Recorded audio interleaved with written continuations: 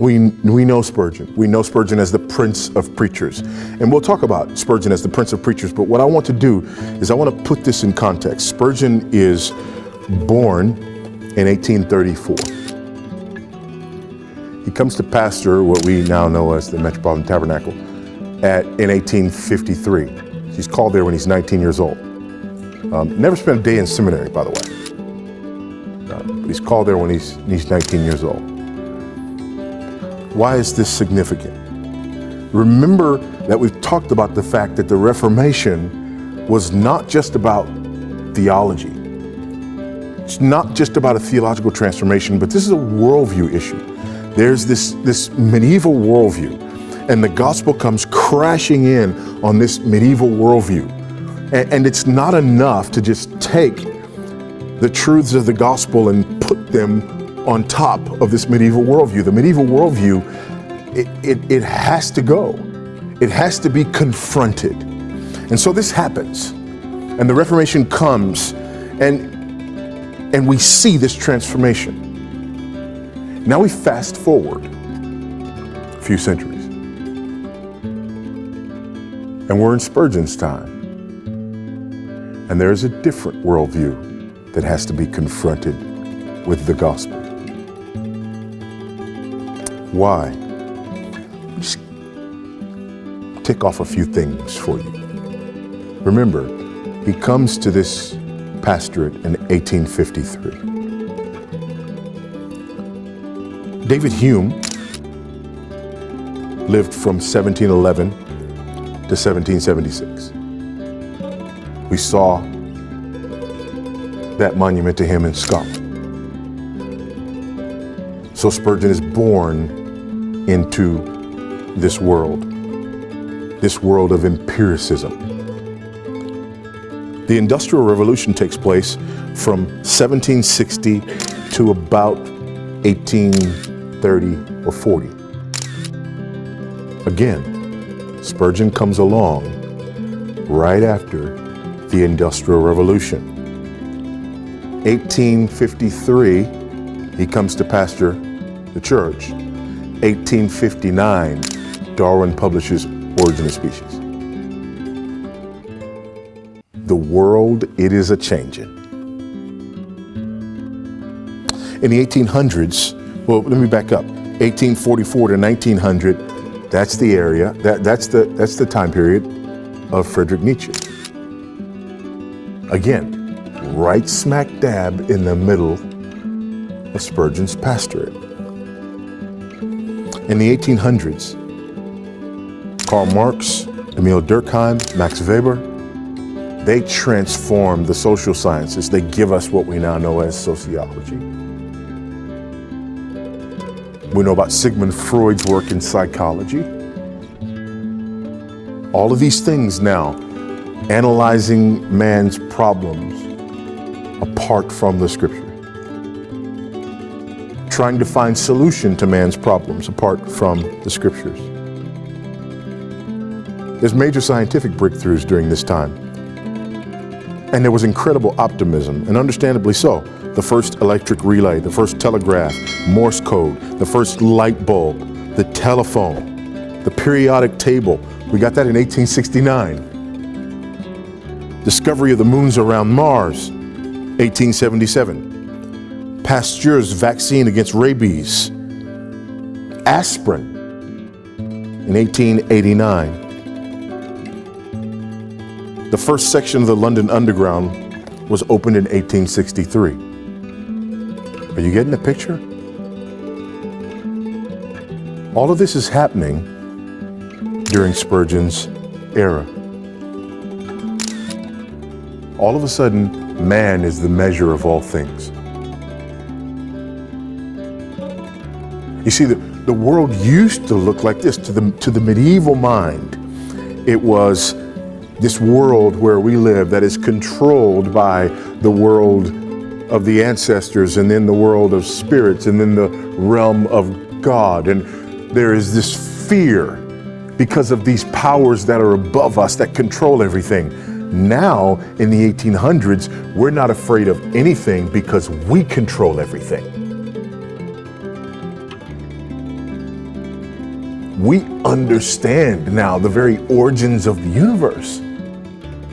We don't need, Nietzsche says God is dead.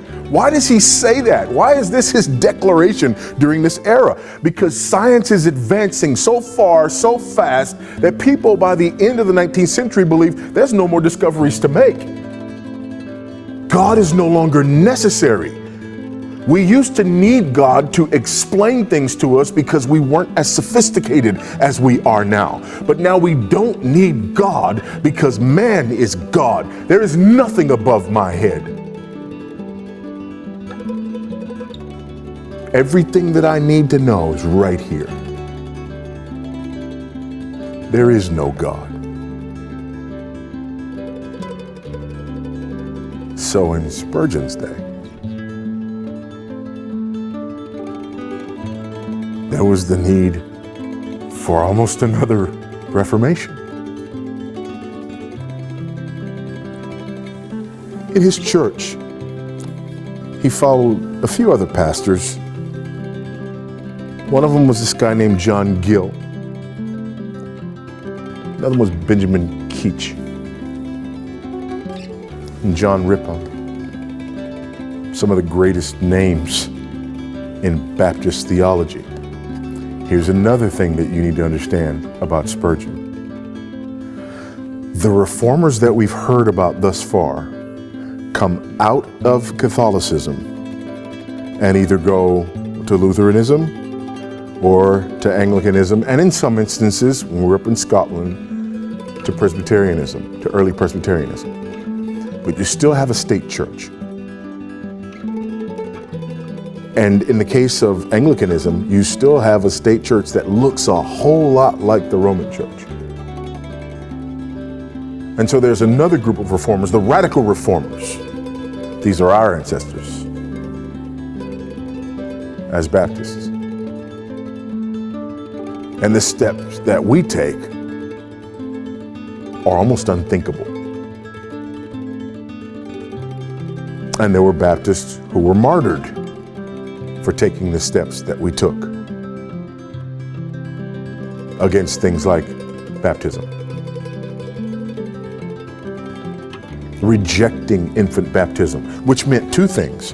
On the one hand, when you reject infant baptism, you say that the baptism that you gave me when I was an infant is illegitimate.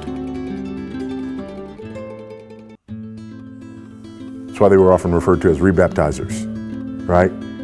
Because essentially they're saying it's illegitimate. Baptism is for believers.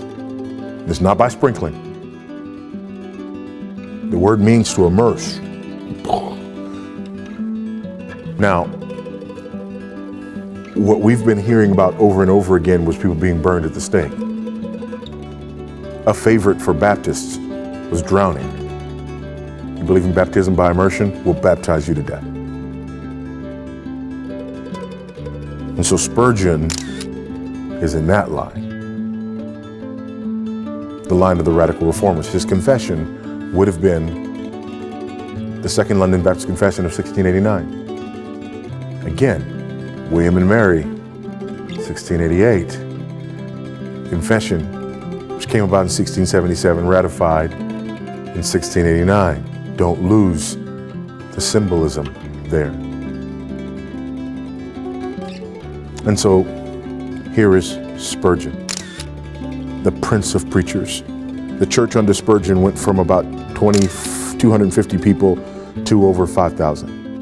And they had to move to what we know as the Metropolitan Tabernacle.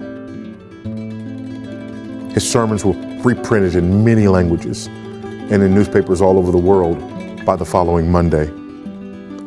Phil Johnson writes, more than 25,000 copies of Spurgeon's printed sermons were sold weekly.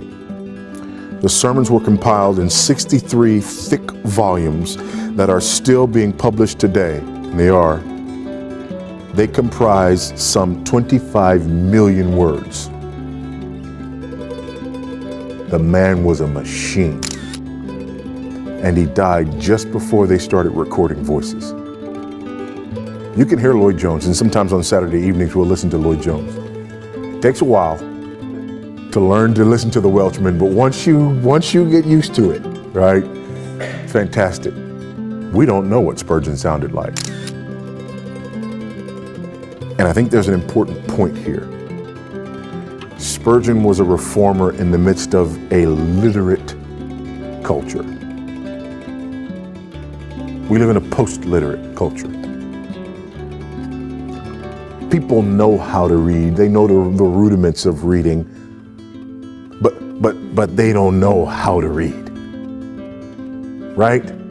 People know CAT is cat, but people pick up a Spurgeon book or something by one of the Puritans and their head hurts by the second page. Amen? People read through, modern Christians read through one of Spurgeon's sermons, and halfway through, they're asking, well, wait a minute, what is he saying? Because we don't know how to read. We don't know how to bear down, follow complicated arguments. But when you read one of Spurgeon's sermons, please know that during his era, thousands of these were reprinted because people read things like that. And the theology was better because they read things like that. We need another Reformation.